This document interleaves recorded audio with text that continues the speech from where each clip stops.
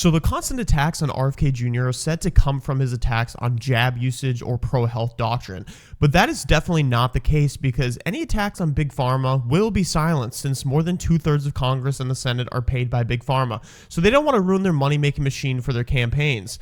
But come the silence of relevant information such as hearing about the link between Tylenol and neurological disorders and autism comes ridiculous ways to protest, like popping many pills on TikTok while pregnant to protest the evil white man RFK Jr.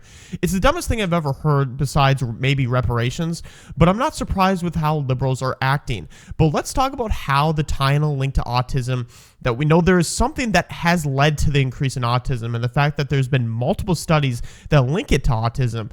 Shouldn't pregnant women maybe just not take it for precautionary purposes rather than slander RFK with no evidence? Look up the study titled Evaluation of the Evidence on Acetaminophen Use and Neurodevelopmental Disorders Using the Navigation Guide Methodology. They took 46 studies on Tylenol and found 27 studies that linked Tylenol to a higher neurodevelopmental disorder and or autism.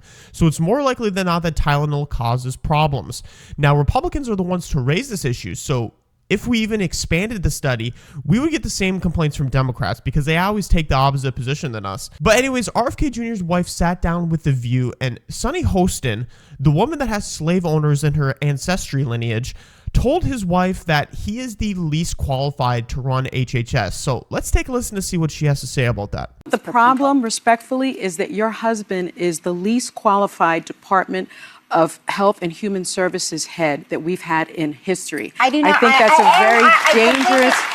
Why is he less qualified than an economist? I think How is that he possible? is less qualified. He has spent his career studying toxins, studying people's health, fighting for one guy who was using Roundup for his job. He has also spread a lot of misinformation, a lot of chaos, a lot of confusion.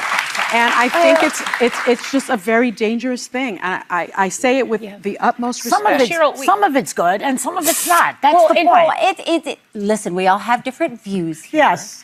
And when you say, misinformation, disinformation, we could go back to COVID when... He's connecting circumcision to autism. May I finish? Please. When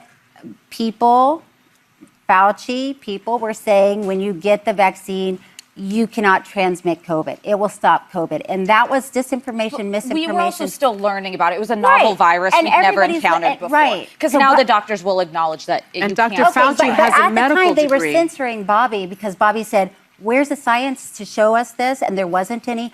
But people attacked him and said, you're wrong. So it's like, let's take a step back. I know that's your opinion, and that's okay.